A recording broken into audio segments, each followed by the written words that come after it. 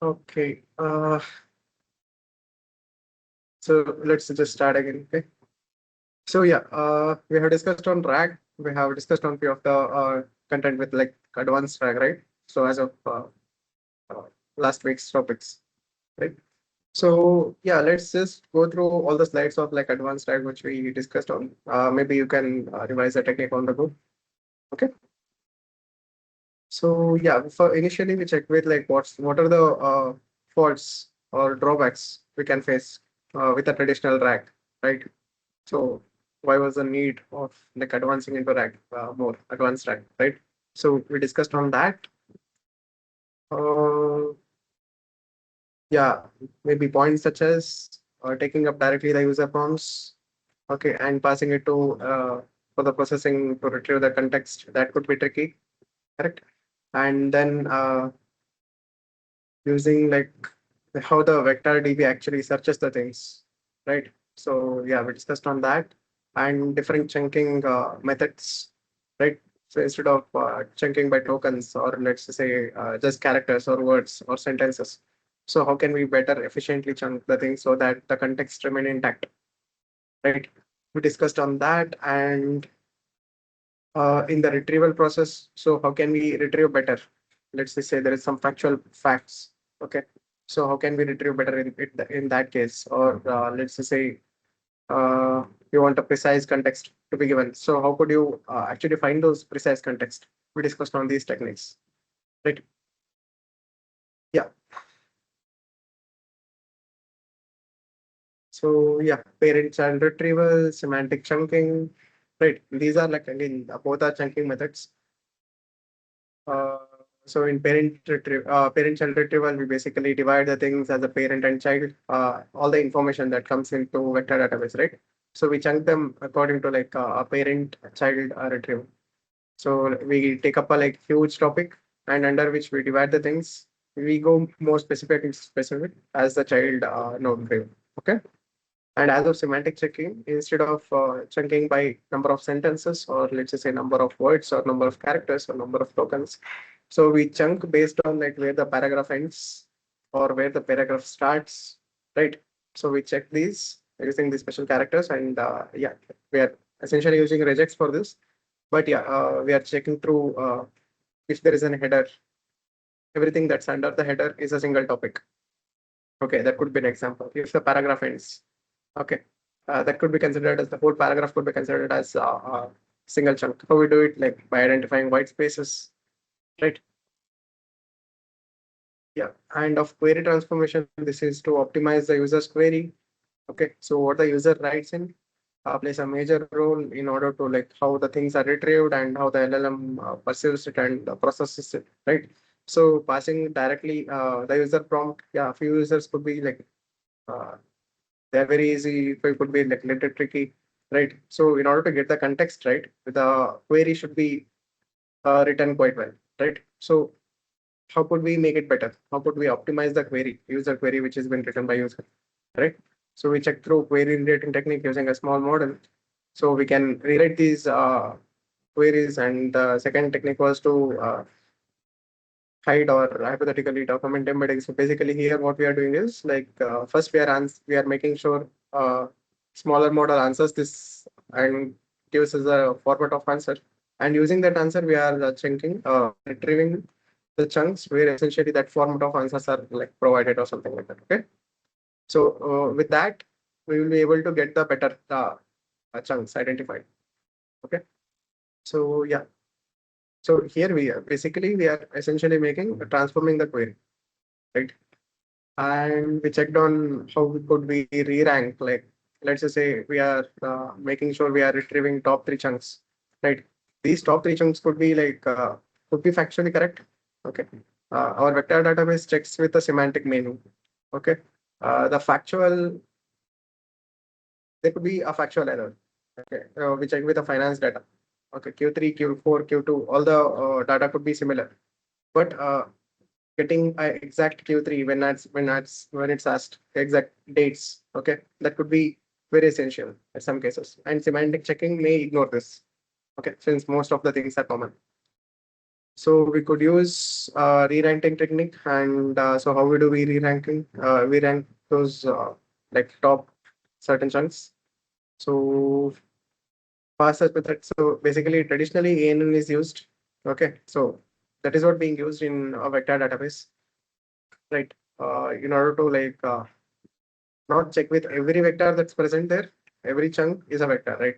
So we are not comparing with every vector with a user query, but very approximately we are calculating. These could be the similar chunks, and then we are calculating it and ranking it, and based on that, top three or top four, top five, whatever asked, that is given. And next,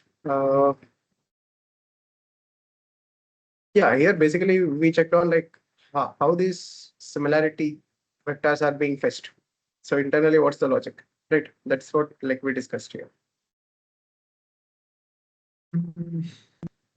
So hybrid search. So here for the facts, okay, exact dates, okay, for first layer of filtering using SQL, and then comes the semantic search. Okay, so by this we are essentially removing everything that's not needed. Let's just say there is 10 years, 4 quarters, every quarter's details. Okay, so we are essentially removing all the things which are not necessary. Let's just say 2025. So you only keep the data that's just that's in for like 2025, and everything else is removed from the context. So there is no way that will be passed as a relevant vector, right? So that is our SQL filtering. So yeah, these were the few techniques which we discussed, and there could be many again. Yeah, but as of the rack, we will end our logics there. Okay. So yeah, we were supposed to explore the code. Okay. Yeah, these codes could be like little tricky. Okay, we will understand how it works, and we are good to go because we can always generate these codes and play with it around.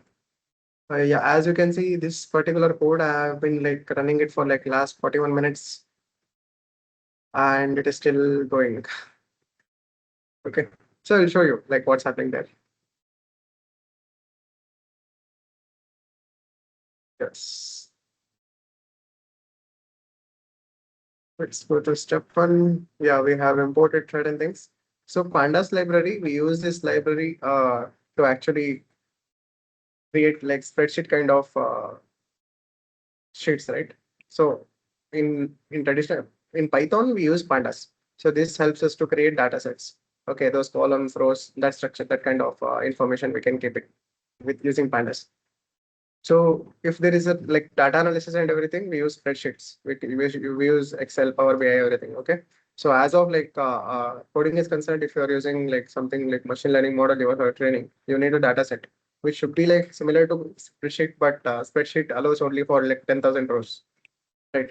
But this could allow like lakhs together and could efficiently handle those. Okay. So we use pandas. So I'm essentially creating a data set. Okay, where I'm creating certain questions. I have given certain context. Okay, I will explain now this. Okay, so pandas as of vector database, I'm using ChromaDB. So this enables us to this allows us to use a vector database in like file system within my laptop. Yeah, that's local. So request in order to send the request and pandas for asset. It is for like to create the data set. Okay, so yeah, first one is so the first step in track. So we have to ingest the data, right? We have to give that extra knowledge. So yeah, we are doing it now. So here I have passed it like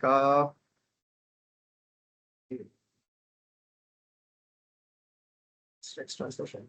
So this is basically one of the file I got from the DeepEval's GitHub page. Okay, so there was a README file.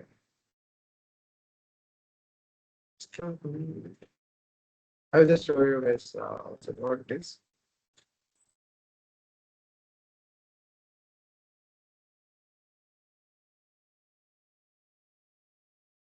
So yeah, this is the page. So I got this from DeepEval GitHub page. Okay, so it was a README file. We can't actually like this was essentially a file which we converted to like file or Word kind of or PDF, right? So we can't actually read it. So I had to make a workaround in order to get this readable. Okay.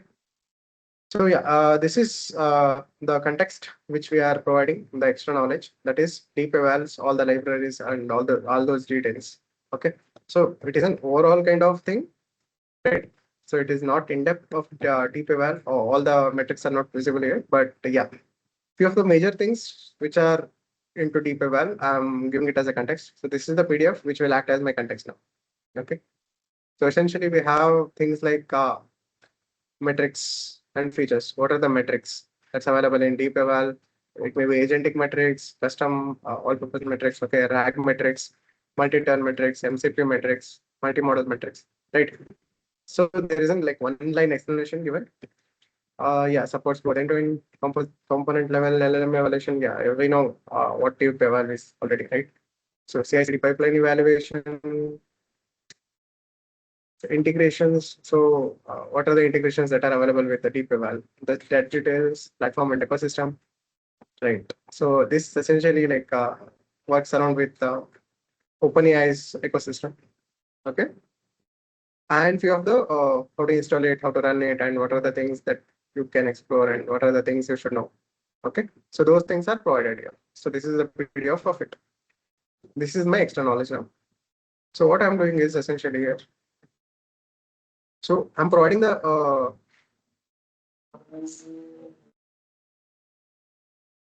yeah, as you can see, I'm providing my local location of that file. So I'm taking the file and then I'm passing it to my PDF loader. Okay, so this is basically breaking down my PDF. It is extracting all the text that's visible. So usually all these libraries which actually work on PDF, right? So how they work is, so if you could select few things, okay, select certain words in your PDF, they are scannable. So this means it is scannable. If there is an image, you can't select it, right? So if this was an image which is being pasted, you can't actually directly select it. You need some OCR in order to scan it and then extract it. So yeah, so I made it this PDF in such a way that it's everything is scanned by here. So yeah, it is able to extract everything that's present there. Okay. So once it does, so I'm loading everything into like pages. Okay. And then by page, I'm using this chunking here. Okay. I have to slice that whole document. I can pass the whole text or whole crop text, right? So yeah, I'm dividing by lines. Okay, within each page. So basically, I'm joining everything first. Okay. So what's happening is, so this is my whole thing that's been extracted, right? So once this line is done, okay, there should be some special character like bar n, which represents line completion here. Okay, again this line completion, again line completion here, right? All these bullet points every time line completion happens. So I don't want to extract like that in that format. I want to I want it to be a mass of chunk. Let's just say. Okay, so I'm joining everything. So whatever I extracted, I'm joining everything here. And then once it is done, yeah, I'm passing like I'm printing the length of the raw document and the raw document, the number of yeah, not actually. So yeah, successfully extracted 1800 characters. So this is 1800 characters. So length of the this is 1000, sorry, 18,000 characters. Sorry, and this is the whole text that's been extracted. If I like, if we could scroll it, as you can see, this is the whole thing, right? So from the PDF, we extracted all the content within that PDF, as you can see here. So yeah. And then just check with the code what's happening here. So once that's done, uh, I'm actually splitting the things. So my chunks is like 150. Okay. Chunk overlap is so this is such a way that let's just say this is the 150 first characters. So let's just say this is my first 150 characters. Let's just assume it. Okay. So this is my next 150 characters. So instead of chunking it this way, right? So here the information available here, the information available here could be completely different. There is no connector to say it's a continuation of the same. Okay, when you are providing it to like LLM. So what we do is we do an overlap. So this is 150. So this is let's last 50 lines. let's say last 50 words, we add it and then create 150 again. Okay. From here again, we overlap like 50 words. Okay. So here it's more like 50 lines, I guess. Okay. And then length function is like in order to calculate the length. Yeah, we are passing the Python's length function. So that's an object. So once we pass it, we are not actually making it a semantic chunk. So we are passing it like to split the thing 150 characters every time. Okay. So yeah, once we split it, so we are basically printing the length of chunks. So that is the length of chunk. So number of chunks that's been generated. As you can see in the output, so it is 159 distinct chunks, right? So we have divided the whole section into 159 different sections, and yeah, so I have printed like two chunks, chunk one and chunk two. So this should be chunk one and chunk two. DeepEval is simple to use open source LLM framework. This is chunk one and this is chunk two. Okay. So yeah, chunk could be like as small as that. Okay, this is the whole chunk. Or this could be like much larger too. No worries. Okay. But if you create like chunks to be much larger, just understand like depending on the number of vectors you are fetching, right? Let's just say 3. Okay. So now this is like 3 times of this text. That is fine. But when it is like something like 1000 or 1500 or 500 lines, okay, this becomes very huge. So 1500 lines, that could be a big document, right? So to check through that. So these are 2 chunks which I have printed. So next step, we have taken a PDF. We have extracted everything from that PDF and we have split that PDF into like 159 chunks. So now the thing is, we have to create a vector database and put those chunks as a vectors, right? We have to create embeddings of that vector. So that is my local URL. Okay, LLM-as URL. So I'm considering ChromaDB's client here. Okay, so this is the local DB which I'm using. You could see. Let me just check. It's visible. Yes. Here you can see local rack DB. Yeah, this is my database. ChromaDB. That's in work. Okay.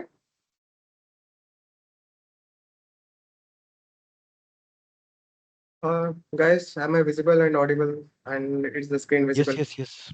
Yes, yes, yes. Yes, And yes, is it yes. understandable? Movie going good. Okay.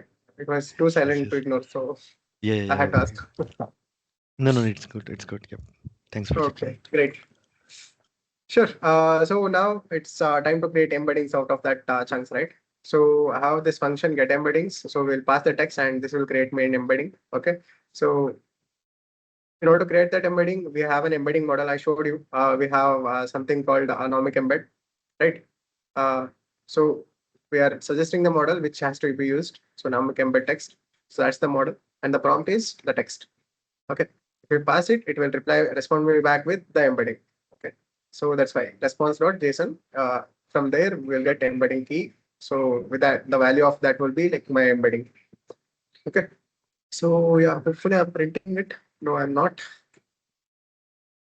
Okay, no worries. We can print it anyway. But let's not run this because if I run this, I have to run everything that's down below. And that would like it would to complete the run, it would complete my session easily. So yeah. So yeah, we will be passing all the chunks here. So in this for loop, as you can see, chunks, it has got like 159, right? So if I put print chunks. Okay, I can't, my already a cell is running here. So I can't, until this completed, I can't rerun this, okay? So a cell is being run here. Okay, yeah, let's just ignore this for a while. But as you can see here, the number of chunks I printed, that is 159, right? So yeah. So this is the list. This chunks is basically a list of all the chunks available. Okay. Now I'm passing this chunk list and I'm extracting every single element from that list, and then I'm operating on that particular element. Okay. So collection.add. So this is collection. So this collection is basically what it's collecting is. So it is taking up everything and adding it to like my vector database. Okay. Once this calculation embedding is created, right? So it is passing that embedding as a vector, okay, into my vector database. Yes, local rack DB. Okay, so add. That's the method from collection itself. Now what I'm passing is the ID, the chunk ID. So here basically in this I, right? So here it will go as 0, 1, 2, 3, 4, 5. Okay. So it basically extracts the first value, first element, and the first location in that list. Okay, that is 0 and 0th, whatever the element is, right? The first chunk. And the second chunk, this Y becomes 1, and the chunk becomes the value of the second element. Okay, that goes. Yeah, I'm passing like, yeah, I'm saving embedding. So I'm calling this function here. So every time this runs, the first chunk comes in and the chunks is passed to this that particular function which I have created, get embedding. So this responds back with the actual embedding. So that will be saved under key called embeddings. Okay. So the whole chunk is saved here, as you can see. Okay, under documents. So this will become a single vector now. All right. So yeah, so we run this, and luckily I haven't printed anything. Maybe let me stop this run. It will not complete now anyway. I'll show you things there. So yeah,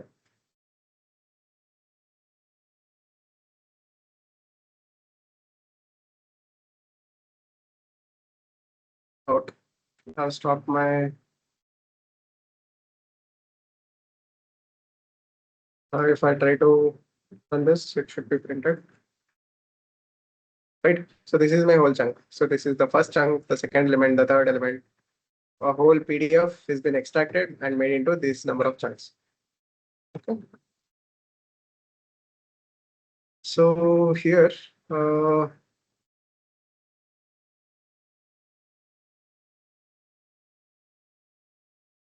I could print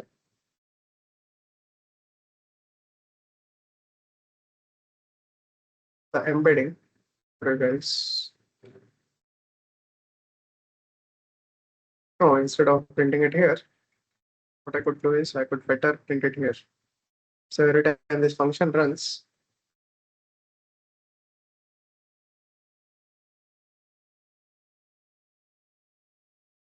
I could print this. Maybe not just this, the whole thing. Let's just see what happens. Yeah, let me rerun this. So as you can see, the number of the embeddings is created. So this is the response, the whole response from our Nomic model. Okay. So there, the first element is embedding. As you can see, there could be like many coordinates. And as you can see, like we always said 0.1 value, 0.2 value, right? So the value could be, so this is a precision of those values. Okay.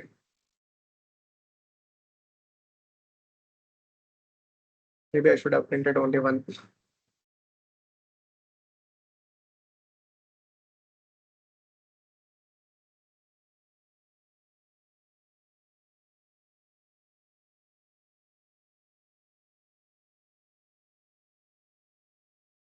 Okay. And let's just stop this.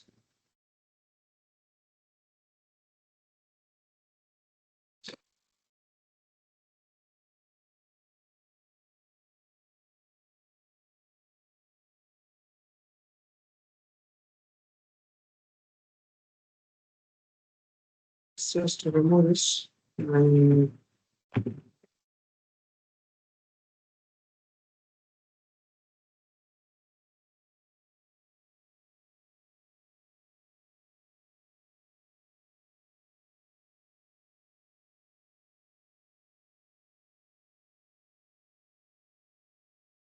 So here basically I can only extract embedding. So it's visible already here.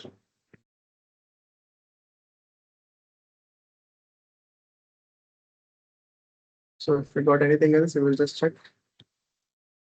Arya? Yes.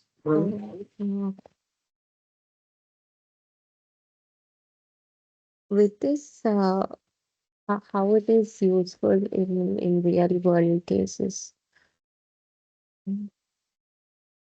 Sorry. Yep. No. She's asking how in real world this is useful for us, like these vectors. Like what we'll Okay. do with this vector in real time, like when we are Yeah. on field, like what we'll So, do with this. okay. So these vectors, right? So we can't understand it, but yeah, the model can understand it, right?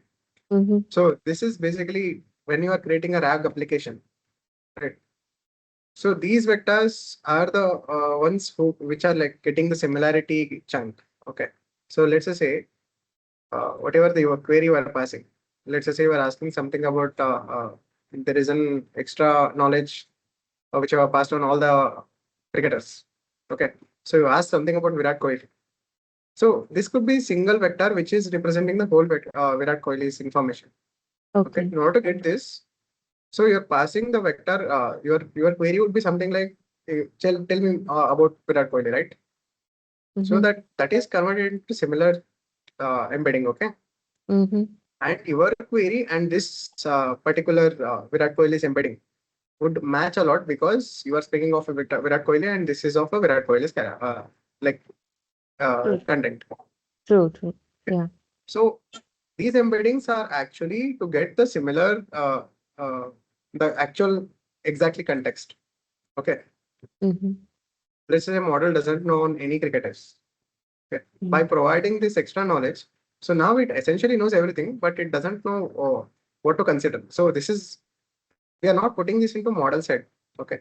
So this is like a human who has a book and you ask a question and he search for answer in that particular book. Okay. So he has got a dictionary now with this embedding. So you're basically asking what is like what's the meaning of name Manognya. So he goes through the M word first, right? Mm-hmm. By every letter, he goes through like he can exactly point out like which page does Manognya have, right? So from there he reads up the content and depending on like what he understands, he is responding, correct? Mm. So yeah, so these embeddings are guiding that particular human in order to get that exact information. Okay. Okay. So if you ask like, can we grow carrot out of it? No, we can't. Okay. Yes, yes, yes, sure. Understandable, maybe? Yes. Yes. Yeah. So yeah, so in the relevance of RAG, this is important. For humans, this is not. Okay.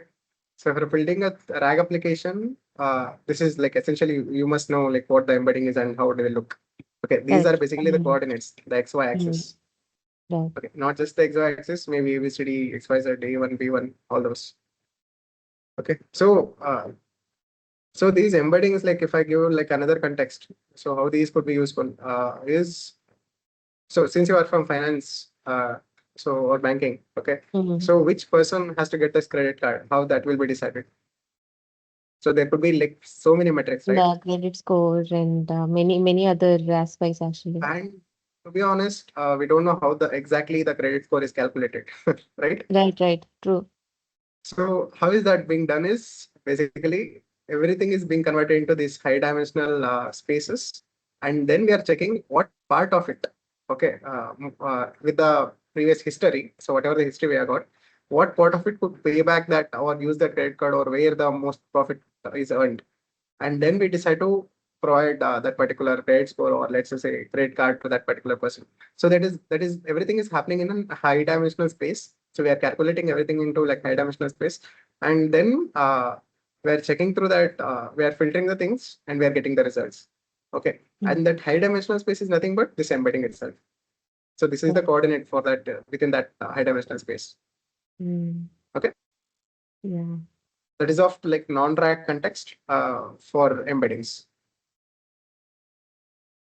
So yeah, in the step two, yeah, we are getting the embeddings. We are converting every possible, every chunk we have, okay, into embedding, and then we are converting it to vector database, and we are adding it to vector database. That's the only thing we are doing in this second part. As of as of the third part is concerned, yeah, we have stopped it. Okay, so will not be able to run this, but we'll check. So here I have got like few of the questions which I have generated. Okay. So this part A questions are such that if the context is correct, the LLM is able to answer it easily. Okay.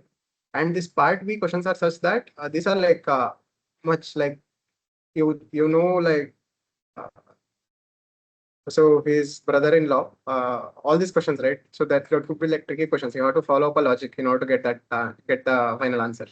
So all that logic you have to implement in order to get answers for these questions. Okay, so this is part one and part two. So part one could be something like memorizing. Part two could be something like IIT questions, which you have to think through. Okay. So yeah, we will be passing the context. So these are our queries. We will pass these queries to our model. Okay, Llama 3.2, and we will pass the context, the relevant vectors, and then we will ask it to like generate answers for us. And then with that answer, we are gonna evaluate how good it answered. Okay, that's the agenda of this particular like all the code. So these are the questions. Passed DeepEval GitHub doc as you know. What is the minimum Python version required to run DeepEval? Obvious question, right? So DeepEval works with Python 3 point greater than 3.9 plus. Okay, that's the answer. Okay, that's the exact answer. So this is the exact question. So we need something like a golden data set, right? The actual answer in order to check like if the LLM generated the correct answer. So this is the actual answer which it's need to be generated. But will it generate? That's a question mark. Okay, that's my first question. That's the second question is the specific license. What specific license is the DeepEval framework distributed under? Okay, at the last we had something called the license portion section, right? So there the license was mentioned. So if the vector of that particular chunk, if it is fetched, it can answer DeepEval is licensed under Apache 2.0. Okay, which environment variable can be used? You can opt for DeepEval disable.environment. Yes. So all these questions, this is the question, this is the answer for it. And for all the questions, we have all the answers. So these are around 10, I guess, 10 questions and answer set. Okay. Now, so this is a dictionary where I'm keeping up like question, answer, context, and ground truth. Okay.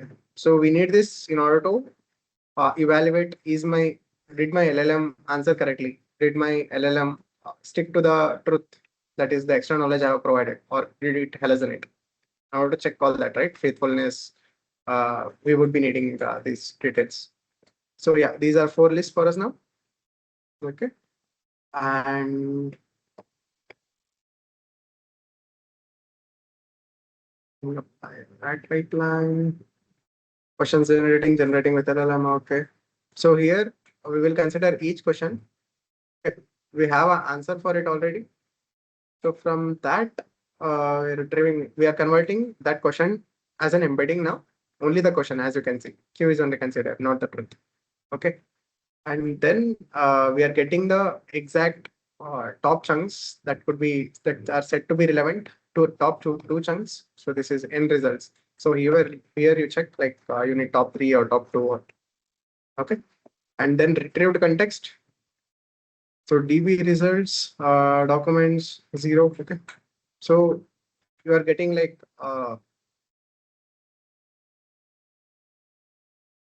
yeah, you are getting basically the actual chunk. So this will fetch you the vectors. Okay, depending on the vectors fetched. So this has got vectors, their ID, and the chunk. So now you are extracting a particular chunk. So basically the information, the English readable information, right? So you are basically extracting it, and you are setting it into retrieved context. Okay, and you are joining like we are getting top 2 things, right? Top 2 chunks. So we are joining these top 2 chunks. Okay, and we are providing this question. The whole question is mentioned, and then we are saying answer strictly based on the context provided. Okay, that's our strict information. And then we are passing this whole prompt into Llama 3. Llama 3.2, correct? And then we are asking it to generate the answer. So it is generating the answer. So whatever the response comes in, we are converting it to JSON, and from that we are extracting. So if there is an error, we will print the error. If there is no error, yeah, we will print we will basically extract that response. And here we are creating a database. So here this is it is still a list. Okay. So we will create database. So we will create a table out of it later. Okay. So for the question gets appended, and for the context, the retrieved context get appended, and for the answer get appended. The ground truth, so truth is appended. Okay. So yeah. So first 40 characters are printed for every question. Okay. So we have 10 questions. So here you can see. So these are the 10 questions which passed. So first 40 characters of that words are being printed here. Okay. Okay, that makes sense. So I'm thinking of running this in front of you guys. So, let me remove this print statement and run this real quick. It would be completed in like 2 to 3 minutes, I guess. So we just run this. Let it take its time. So until then, we will just check on like we'll print something here. Instead of printing the whole thing, we will print the first element only.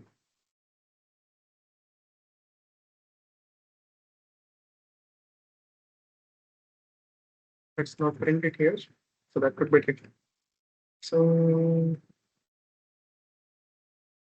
let's just print the first question and answer for it. Okay.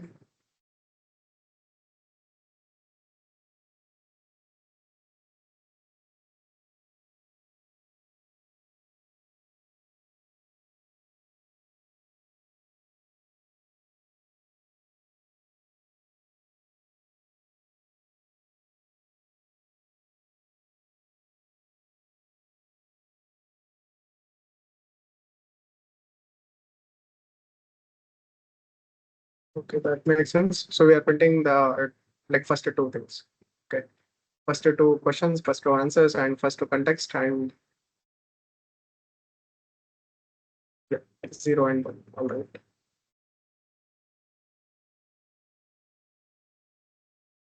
This could take a while because every time it has to generate to through Llama 3.4, right? But yeah, our database is created. So let's just wait.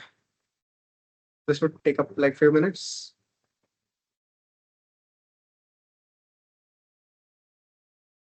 So the first question is done. So the last is our print statement, right? So the first question is done, second is done, the third is done. Which environment variable can be used? The fourth is done. Who built the DeepEval framework? Okay, I don't know that.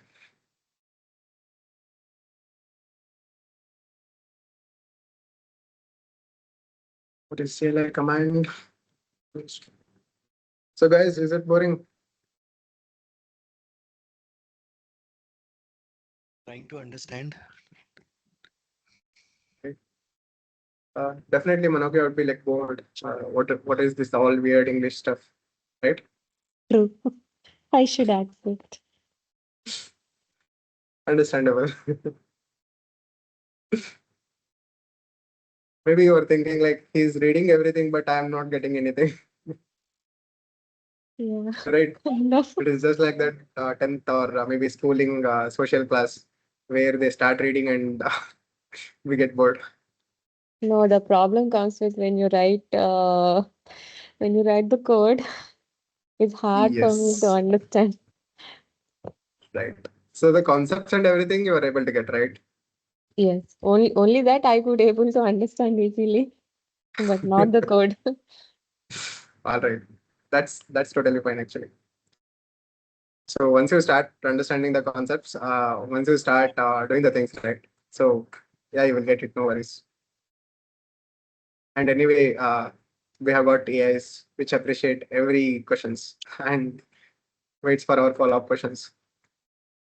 Yeah, agree. Yes. So basically, first two questions we will check. So what is the minimum Python version required to run DeepEval? And the second question is what specific license is the DeepEval framework distributed under, right? And the second thing we are checking is the answer, the LLM generated. Okay. Based on the given information, the minimum Python version required to run the DeepEval cannot be directly determined. Okay.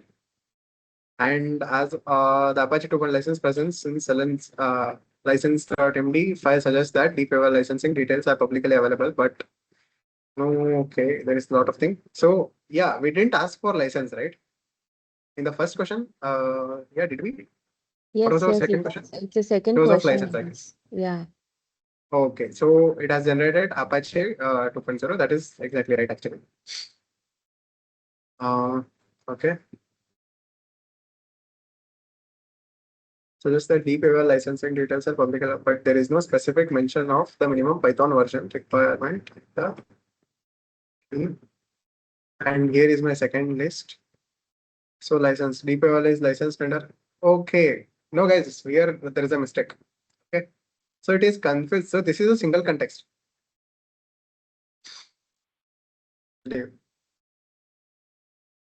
I should have printed it like one by line by line.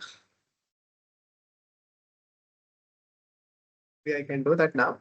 No worries. So let me just take this whole thing, and instead of writing it in like, so I can print it here. Instead of printing this whole thing, uh,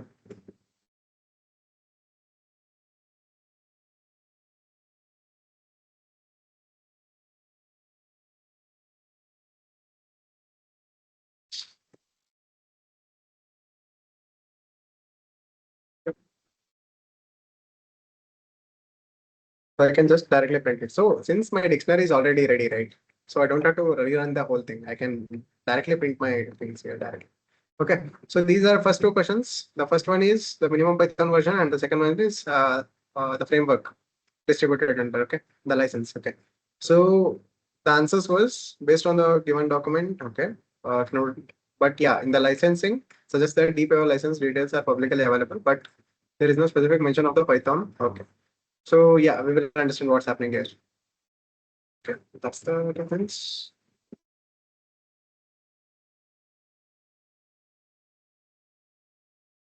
Okay, and we have context. Within the context, first is license. DeepEval is license vendor.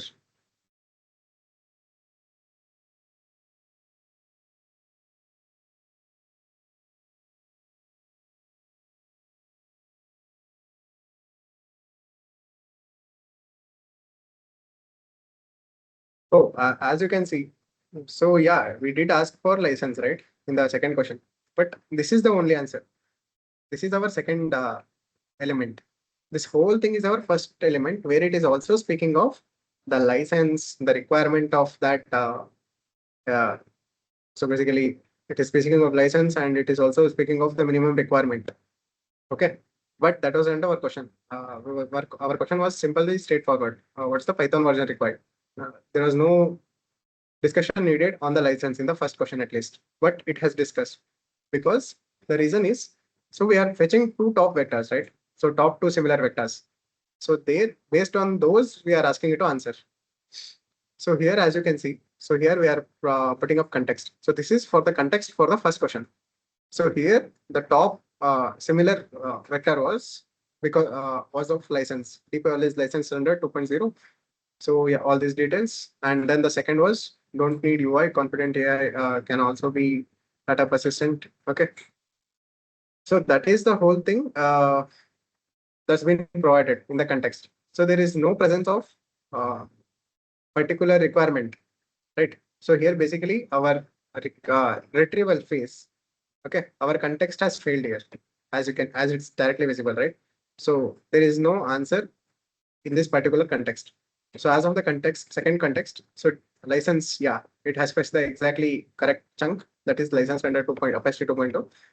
Yeah, that's therefore, and the second chunk is integration. DeepEval plugs in into, yeah, this was not needed, but since we are asking for two similar chunks, it is fetching the two similar chunk where for in one of the chunk there is answer visible. So LLM is responding back with the exact answer, that is Apache 2.0. As of the first question's context, there is no mention of requirement. It has passed the license and then the confidence. Okay. Since there was no content here, so LLM actually did the great thing here. So it didn't hallucinate. It didn't check on like what's the deep eval and let me give on like some Python requirement. Okay. It checked through the context. There was no requirement mentioned. So it is that saying, so there was no requirement mentioned, but there was information on license. Okay. So here the LLM won, but as of our retrieval phase, the retrieval failed. Okay. So this is our golden data set. The answer should be was DeepEval works with Python 3.9 plus DeepEval is license standard 2.0. Okay. So we can assume our retrieval is very weak in this particular RAG system. Okay. So yeah, we are deducing it based on these particular examples, right? So what if there are like hundreds or thousand such prompts? Okay, that becomes hard, right? So there where our frameworks comes into play. So yeah,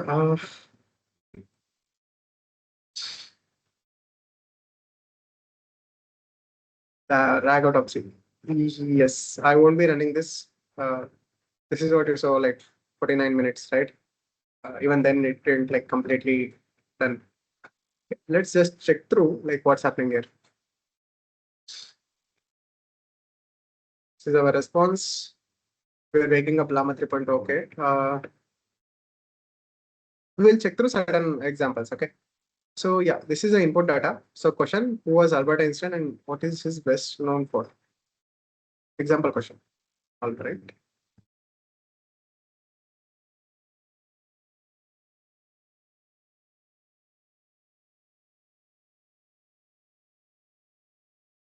Is the minimum okay?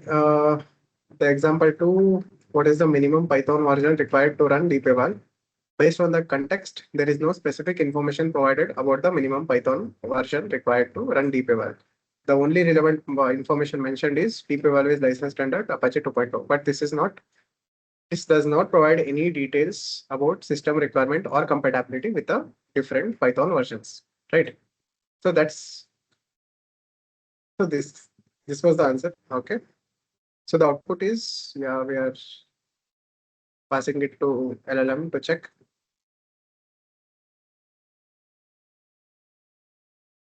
And here we got timeout error. Okay. So yeah, when you run back to back the things, the memory can like fill very easily. And with these local models, yeah, this is like getting some errors is usually common. So you have to handle those. Conflicts, fail to pass output. Yeah. So these frameworks, right? They expect the output to be in some format, exactly, exact JSON and exact keys, exact values. Okay, if that's not given, so they will just print out like the parsing file. And they may retry, but if our model doesn't respond like within the expected response formats, yeah, this will not get the results. Okay, that's what's happening there.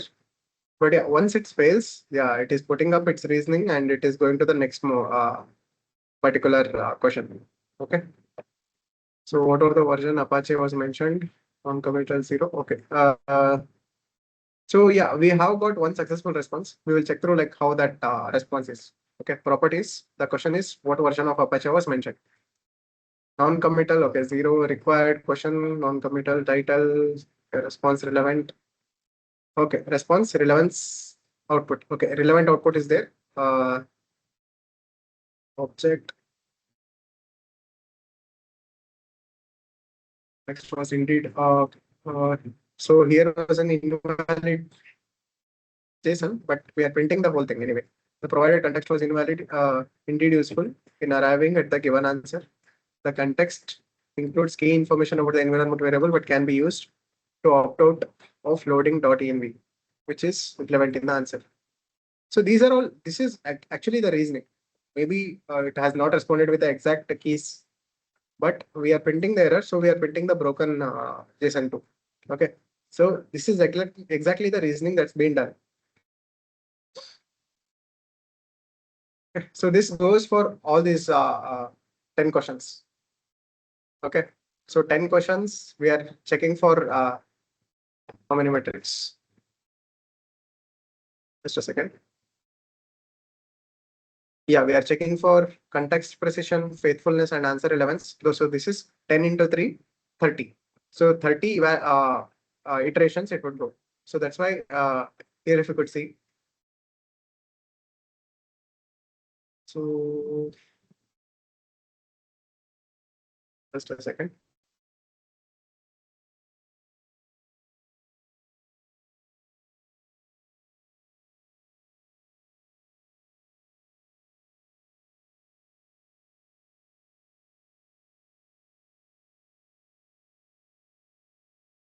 So here it would mention number of iterations. So this was the 25th iteration it is taking. And if we look it into like this responses accurately, we would get these logs. Okay. So this was 25th, this was 24th, this was 23rd iteration, 22nd, 21, right? 19, 16, 15. So yeah, 3 metrics we are checking. We have 10 questions. So basically it is evaluating 30 iterations it has to evaluate. So that's being shown here. So we haven't able to complete it because I was not able to complete it using my local models. Sorry for that. And this would take up like a lot of time.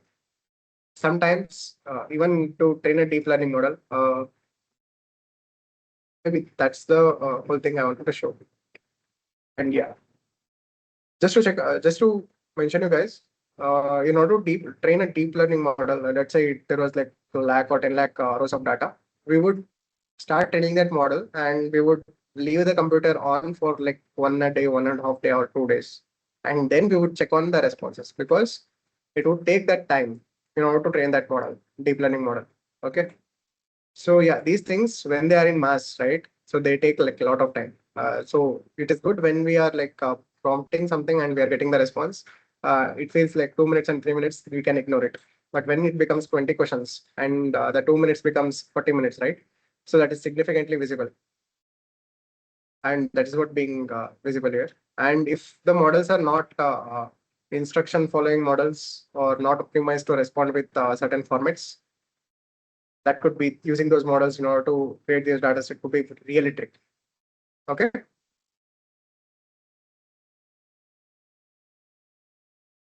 Yes. Yes. So yeah, that was the code. Sorry, I didn't ask you one thing. So any doubts with this code? Not with the code, with the process. Of course, the code would be like overwhelming in the first instinct. Okay. Even I won't be able to write this code if you ask me to write it. Okay. I would take some time to check through like what are the objects to be used, what are the parameters defined in that particular library and everything, and then I have to write it. But yeah, so this was like overall picture on how actually things work. We saw it through the slides. I wanted to show you through the code. So that's the view from the code. I try to print whatever possible, but yeah, you can give me your reviews. Any doubts or any clarifications?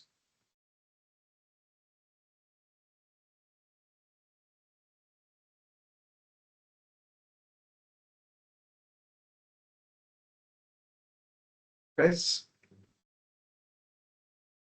No, I guess. No. Okay. Yeah, I will pass this code to you. So you can run this. Okay. Maybe my suggestion would be like reduce the number of questions. Maybe take up like 2 to 3 questions. Okay. And then pass those questions. Install all the necessary libraries. Mainly if you don't install ChromaDB. Okay. So database won't be created. And these imports, please import these. Okay. Before adding these, using these, you have to import those or else it will drop an error. Yeah, I will pass this full document. No worries. You can play around a bit, and you try to print out like all the variables that is being generated, right? So all the variables you are assigning, you can print them exclusively. Once you run this block, you can print every single variable that's mentioned here. Okay, it may be chunks, it may be text splitter, how it's splitted, raw document, all this. You can print it. Looking at those outputs, maybe that would like make your fundamentals strong. Okay. Sure then. That's it for today. If no doubts, we can end the session. Mhm. Okay. Right. So, Thank you. sure. Have a great evening. Have Good night. a great morning. Yeah. Mhm.